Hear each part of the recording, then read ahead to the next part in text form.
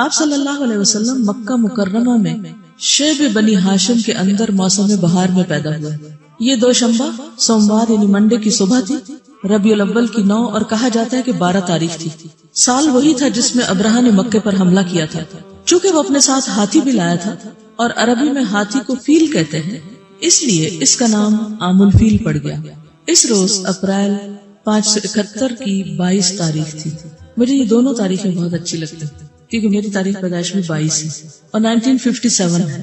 تو جب میں اس میں دوسری طرف سے دیکھتی ہوں 57 کا ورڈ تو مجھے بہت اچھا لگتا ہے. بہرحال جس سے محبت و انسان اس سے دور پار کی مناسبتیں بھی ڈھونڈ لیتا ہے کہ اچھا وہ فلاں چیز ملتی.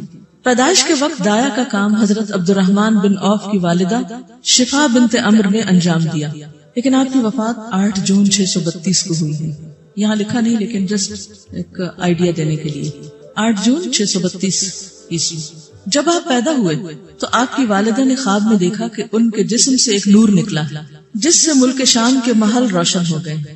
پھر والدہ نے عبد المطلب کو آپ کی پیدائش کی خوشخبری بھجوائی. پھر والدہ نے عبد المطلب یعنی دادا کو آپ کی پیدائش کی خوشخبری بھجوائی. کیوں؟ کیونکہ باپ نہیں تھے. الم یجدک یتیما فآویٰ. وہ شاداں و فرحاں تشریف لائے اور آپ کو خانہ کعبہ میں لے جا کر اللہ تعالیٰ سے دعا کی اور اس کا شکر ادا کیا اور اس توقع پر کہ آپ کی تعریف کی جائے گی آپ کا نام محمد رکھا. پھر عرب کے دستور کے مطابق 7ویں دن عقیقہ اور ختنہ کیا اور لوگوں کی دعوت کی. یہ عقیقہ اور ختنہ دور جاہلیت میں بھی ہوتا تھا. یہ سنت تھی کس کی؟ ابراہیم علیہ السلام کی. وہ جو آتا نا وَإِذِ ابْتَلَىٰ إِبْرَاهِيمَ رَبُّهُ بِكَلِمَاتٍ فَأَتَمَّهُنَّ. تو ان آزمائشوں میں سے ایک آزمائش یہ بھی بتائی جاتی ہے کہ آپ کو ختنے کا حکم دیا گیا تھا اس عمر میں، شاید 80 سال کے تھے اس وقت. تو آپ نے اللہ کے حکم آنے پر اپنا ختنہ کیا تھا. تو عرب میں بہت سی چیزیں ختم ہو چکی تھی لیکن بہت سی روایات باقی تھی. اسلام نے آ کر ان کو باقی رکھا. بعض لوگ یہ سمجھتے کہ دور جاہلیت کفار شاید بالکل ہی ملحد لوگ تھے، اگرچہ الحاد بھی تھا. یہودیت، عیسائیت، مجوسیت اور سابیز کے علاوہ، سیبین کے علاوہ ایتھیسٹ بھی تھے وہاں پر، ٹھیک ہے، لیکن بہت چند گنے چنے. مکہ میں خاص طور پر میجورٹی مشرکین کی تھی. تو یہاں پر آپ دیکھیے کہ اگرچہ وہ مشرک تھے لیکن ان کے اندر حج کا کانسیپٹ موجود تھا. اس میں بھی کئی خرافات بدعات شامل ہو گئی تھی. ننگے حج کرتے تھے اور کچھ اور غلط کام کیا کرتے تھے. عرفات تک نہیں جاتے تھے جس کی اللہ تعالیٰ نے اصلاح کی. ثم افیدوا من حیث افاض الناس. مشعر حرام کو انہوں نے مقرر کیا تھا، وہاں بیٹھ کے مجلسیں لگاتے تھے. لیکن باقی ریچول جو تھے وہ دور جاہلیت میں بھی اسی طرح ہو رہے تھے جیسے حضرت ابراہیم علیہ السلام کے زمانے سے چلے آ رہے تھے. تلبیہ تک موجود تھا، لبیک اللہم لبیک، لیکن اس میں انہوں نے اضافہ کر لیا تھا. لا شریک لک الا شریکا هو لک، اس کے الفاظ آگے بڑھا لیے تھے اپنے پاس سے. ہم نے بھی تو ایسے بہت سے کام کر رکھے ہیں، دین میں اپنے پاس سے اضافے کر رکھے. تو عربوں کے ہاں بھی دور جاہلیت میں یہ سب چیزیں ہوئی. دور جاہلیت کی بہت سی چیزوں کو ریکٹیفائی کیا گیا، ان کو اصلاح کے ساتھ ویسے ہی رکھا گیا، ان میں کوئی بہت بڑی تبدیلی نہیں کی گئی. تو جہاں کہیں بھی آپ دعویٰ کا کام کریں وہاں پر اس بات کا ضرور خیال رکھیں کہ جس لوکل کلچر کے لوگ عادی ہیں ان میں جو چیزیں اسلام سے ٹکراتی نہیں خواہ ان کے پیچھے نہ پڑے. مثلا کوئی اگر قمیص شلوار پہنتا تو اس کی وہ اتروا کے آپ جبہ ہی پہنے یا آپ لانگ ڈریس پہنے، تو یہ ضروری نہیں ہے. جب تک کوئی چیز یعنی ہر چیز مباح ہے جب تک اس کی حرمت کا ذکر نہ آ جائے قرآن اور سنت سے.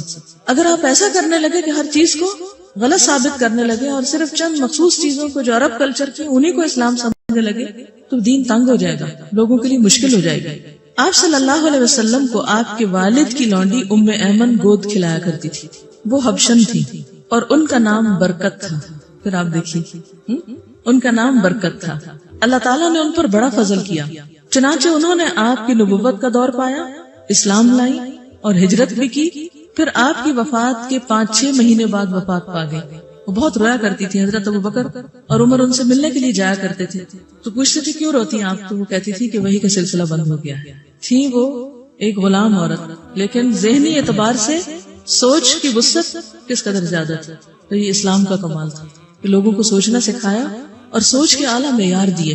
ہم جب پیٹی چیزوں میں پڑے رہتے ہیں نا تو ہم چھوٹی چھوٹی چیزوں کے اوپر اپنی جان گنوا دیتے ہیں، تو بڑی سوچ نہیں آتی، اعلیٰ مقاصد کے لیے کام نہیں کر سکتے. رضاعت کیا ہے؟ دودھ پلانا.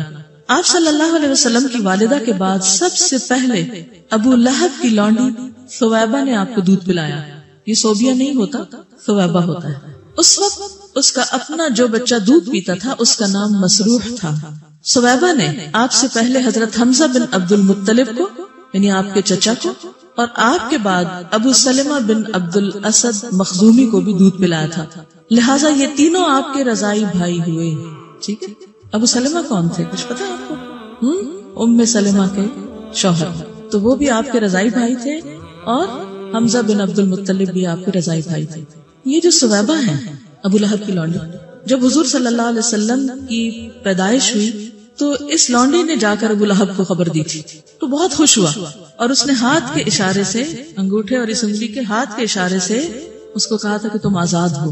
ابو لہب کی وفات کے بعد یہ واقعہ بخاری میں آتا ہے. ابو لہب کی وفات کے بعد اس کے کسی رشتہ دار نے اس کو خواب میں دیکھا، پوچھا تمہارا کیا حال ہے؟ تو کہنے لگا کہ جب سے تم سے جدا ہوا ہوں ایک دن بھی آرام نہیں پایا، ایک دن بھی آرام نہیں پایا سوائے اس کے کہ ثویبہ کو آزاد کرنے کے بدلے مجھے یہاں سے پانی پلایا گیا اور اس نے انگوٹھے اور اس کے قریب کی انگلی کے درمیان ایک سوراخ کی طرف اشارہ کیا. یہ ہوتا نا چھوٹا سا یہ لکیر کے اوپر سوراخ سے، کیونکہ اس نے اس کو یوں کہا تم آزاد ہو. تو یہ آزادی اس نے دی تھی اس خبر کے سننے کی خوشی میں کہ بھتیجا پیدا ہوا ہے. اس سے کیا سیکھا آپ نے؟ اللہ تعالیٰ کسی کی نیکی کو ضائع نہیں کرتے.